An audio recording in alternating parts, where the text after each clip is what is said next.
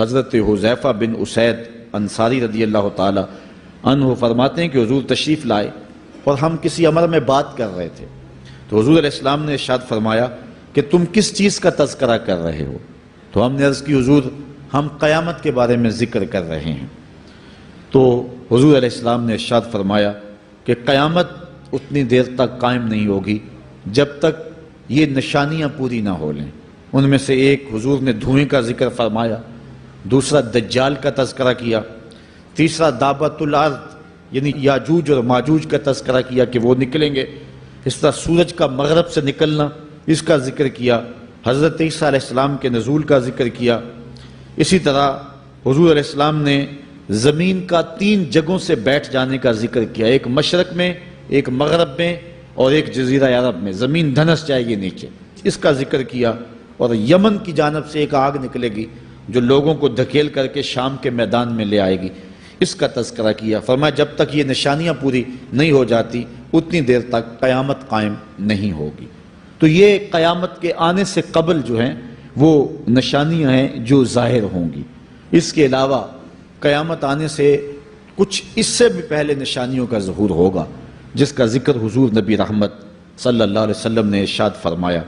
حدیث جبریل اس پہ بہت معروف ہے، جس کو حضرت عمر بن خطاب رضی اللہ تعالیٰ عنہ روایت کرتے ہیں۔ آقا کریم علیہ السلام کی خدمت میں کہتے ہیں ہم حاضر تھے کہ ایک شخص آیا کہ جس کے سیاہ کالے بال تھے اور سفید رنگ کا اس نے لباس پہنا ہوا تھا، اہل مدینہ سے وہ تھا نہیں، اور اس کے چہرے پر، لباس پر، بشرے پر آثار سفر بھی ظاہر نہیں تھے۔ اگر مقامی ہوتا تو ہم جانتے ہوتے، اور اگر باہر سے آیا ہوتا تو اس کے چہرے پر، لباس پر جو ہے وہ سفر کے آثار ہوتے۔ اس زمانے میں اس طرح کے سفر تو نہیں تھے آسانی اور سہولت والے، تو جو بھی سفر کر کے دور سے آتا تو اس کا چہرہ بتاتا یہ مسافر ہے۔ تو کہا مسافر لگتا نہیں تھا اور اہل مدینہ سے تھا نہیں۔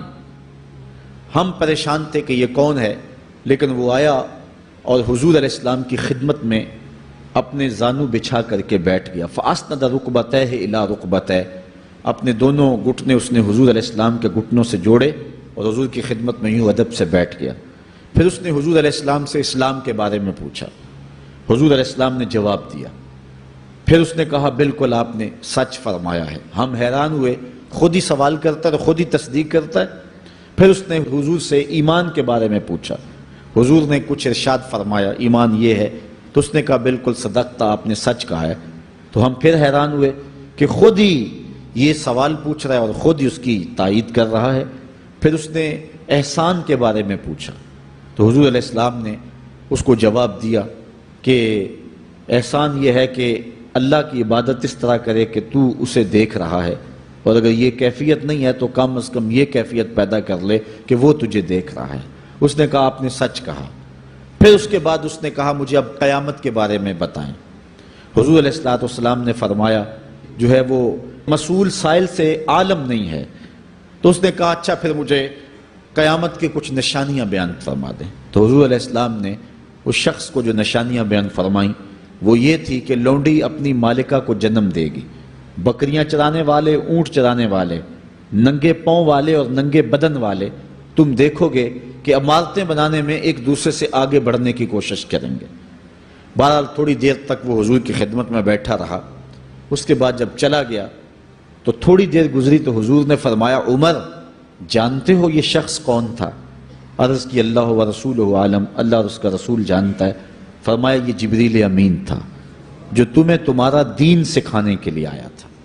تو حضرت جبریل امین نے آ کر کے حضور سے جو 4 سوالات کیے ان میں سے ایک سوال یہ تھا قیامت کب آئے گی اور قیامت کی نشانیاں کیا ہیں؟ تو حضور نے یہ نشانیاں بیان فرمائیں کہ لونڈی اپنی مالکہ کو جنم دے گی، اور یہ نشانی اب ہمارے سامنے ہے کہ آج اولادیں اپنے جو ہے وہ ماں باپ کی آقا بنی ہوئی ہیں، بیٹی آج ماں کی حکمران بنی ہوئی ہے۔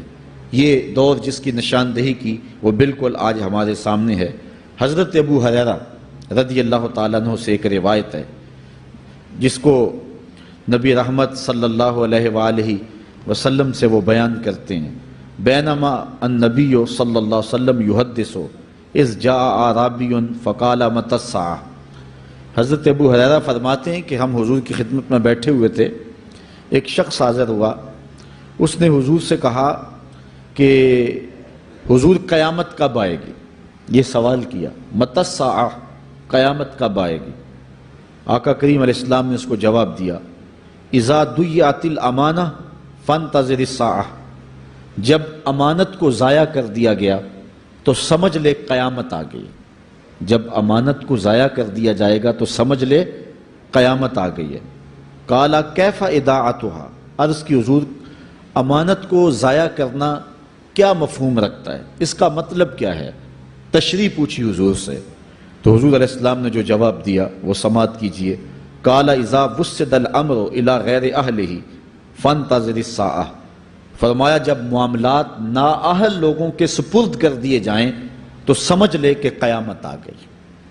جب مسندوں کے اوپر مسندوں کے حقدار نہیں ہوں گے، جب زاغوں کے تصرف میں عقابوں کا نشیمن آ جائے گا، جب تخت و تاج کے مالک غدار، بے دین اور نااہل لوگ ہوں گے، جب تخت و تاج کی حکمرانی اور مسلح و امامت کے مسند کے اوپر بیٹھنے والے بھی نااہل ہوں گے، تو پھر سمجھ لینا کہ قیامت جو ہے وہ ظاہر ہو رہی ہے۔ حضرت انس رضی اللہ تعالی عنہ سے ایک روایت ہے، کہتے ہیں سمعت رسول اللہ صلی اللہ علیہ وسلم یقول، میں نے حضور علیہ السلام کو فرماتے ہوئے سنا ہے۔ یہ حضرت انس رضی اللہ تعالیٰ عنہ وہ صحابی ہیں جنہوں نے 10 سال تک حضور کی نوکری کی ہے، اور کہتے ہیں 10 سال میں ایک بار بھی ایسا نہیں ہوا کہ حضور نے مجھے اف بھی کہا ہو۔ کہتے ہیں کبھی ایسا ہوتا کہ میرے ہاتھ سے کوئی برتن ٹوٹ جاتا، ازواج مطہرات جو ہیں وہ اس پہ ناراض ہونے لگتی تو حضور علیہ السلام روک دیتے، فرماتے اسے کچھ نہ کہو، اس برتن کی عمر ہی اتنی لکھی ہوئی تھی، یہ اتنے عرصے کے لیے ہی پیدا کیا گیا تھا۔ تو آقا کریم علیہ السلام نے جو ہے وہ ازواج مطہرات کو بھی روکا کہ وہ مجھے جھڑکے نہ۔ خدمت رسول اللہ صلی اللہ علیہ وآلہ وسلم 10 سنین، میں نے پورے 10 سال حضور کی نوکری کی ہے۔ بلکہ جب آپ کہیں گے کہ حضور کے خادم کا نام کیا ہے، سارے صحابی حضور کے خادم ہیں، لیکن نام حضرت انس رضی اللہ تعالی عنہ کا آئے گا، یہ حضور علیہ السلام کے خادم خاص ہیں، اور حضور سے بہت ساری باتیں انہوں نے سنی ہیں۔ تو ان باتوں میں سے ایک بات کہتے ہیں سمعت رسول اللہ صلی اللہ علیہ وسلم یقول، میں نے رسول کریم صلی اللہ علیہ وسلم کو کہتے ہوئے سنا، ان من اشراط الساعۃ ان یرفع العلم، قیامت کی نشانیوں میں سے ایک نشانی یہ ہے کہ علم اٹھا لیا جائے گا، جہالت پھیل جائے گی، علم اٹھا لیا جائے گا۔ آج لفظ زیادہ ہو گئے ہیں، انفارمیشن زیادہ ہو گئی ہے، لیکن جس کو علم کہا جاتا ہے، جو مومن کے سینے کا جمال اور نور ہے، آج وہ اٹھا لیا گیا ہے۔ آج لوگ کہتے ہیں جی جتنا علم آج ہے اتنا علم پہلے تو نہیں تھا۔ آج کوئی غزالی دکھاؤ، کوئی رازی دکھاؤ، کوئی رومی دکھاؤ، کوئی احمد بن حنبل جیسا شخص دکھاؤ، کوئی محمد بن حسن شیبانی جیسا شخص دکھاؤ، کوئی امام ابو حنیفہ کے نالین کی خاک جیسا شخص بھی دکھاؤ، تو یہ ایک غلط بات ہے کہ جی پہلے زمانے میں اتنا علم نہیں ہوتا تھا، اب علم بہت زیادہ ہو گیا، جی علم بہت زیادہ پھیل گیا۔ علم نہیں پھیلا ہے، یہ چند معلومات ہیں، انفارمیشن کا دور ہے، اور خبریں ہیں۔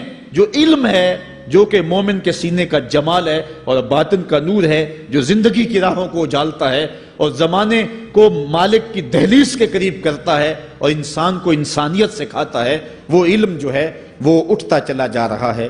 اور حضور سے پوچھا گیا کہ حضور علم سینوں سے اچک لیا جائے گا، سینوں سے کھینچ لیا جائے گا؟ فرمایا نہیں، علماء اٹھا لیے جائیں گے۔ جب علماء فوت ہو جائیں گے تو ان کی جگہ اس درجے کے لوگ نہیں آئیں گے، پھر زوال پذیر سلسلے ہوتے چلے جائیں گے، علم اٹھا لیا جائے گا۔ جب سینے علم سے خالی ہو جائیں گے تو پھر قیامت آ جائے گی۔ اس لیے حضور علیہ السلام کا فرمان ہے، کائنات کی ہر شے علماء کی زندگی کی دعائیں مانگتی ہے، حتی الحیتان فی البحر، یہاں تک کہ سمندروں اور دریاؤں کے اندر مچھلیاں بھی علماء کی زندگی کی دعائیں مانگتی ہیں۔ انہیں پتہ ہے علماء ہیں تو کائنات معرض وجود میں آئی تو موجود رہے گی، اگر علماء نہیں ہوں گے تو کائنات جو ہے وہ بالکل قیامت کا شکار ہو جائے گی۔ تو پہلی چیز حضور نے ارشاد فرمایا ان یرفع العلم، علم اٹھا لیا جائے گا، ویکثر الجہل، اور جہالت عام ہو جائے گی۔ علم کی جگہ جو ہے وہ جہالت عام ہو جائے گی۔ آج علماء نہیں رہے ہیں، آج ہم جو ہے وہ انحصار کرنے لگے ہیں چند ٹیلی ویژن چینلوں پہ، اور اس کا نتیجہ کیا ہے کہ مختلف چینلز کے اوپر بیٹھے بہت سارے لوگ گمراہی پھیلا رہے ہیں۔ یہ ایک الگ داستان ہے، ایک الگ کہانی ہے کہ کس طرح سے علم کا گلا گھونٹا جا رہا ہے اور کس طرح جو ہے وہ لوگوں کو گمراہ کیا جا رہا ہے۔ یہ جہالت کی کثرت ہے۔ اور تیسری بات جو حضور نے ارشاد فرمائی، وَيَكْثُرَ الزِّنَا، زنا عام ہو جائے گا۔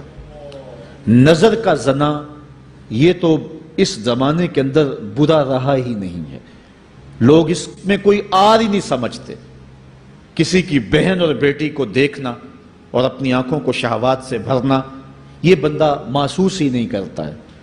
حضور علیہ السلام نے ارشاد فرمایا، من زنا زنیا بہی ولو بہی تان دارہی، جس نے زنا کیا یہ عمل اس کے گھر بھی لوٹے گا، اگرچہ وہ اپنی دیواریں اونچی اونچی کیوں نہیں کر لیتا۔ اگر آج کوئی کسی کی بہن بیٹی پر اپنی نظروں کو غلیظ کرتا ہے تو وہ یہ کیسے کہہ سکتا ہے کہ میری بہن اور میری بیٹی کسی کی گندی نظروں کا شکار نہیں ہوگی؟ یہ مقافات عمل ہیں۔ گندم از گندم بروید جو سے جو، از مقافات عمل غافل مشو۔ اس لیے بدکاری پھیل جائے گی، نظر کی بدکاری اور ہر طرح کی بدکاری، اور یہ اتنا برا اور کبھی کام ہے کہ اللہ تعالیٰ جل شانہ نے قرآن مجید میں اسے کھلی بے حیائی قرار دیا ہے۔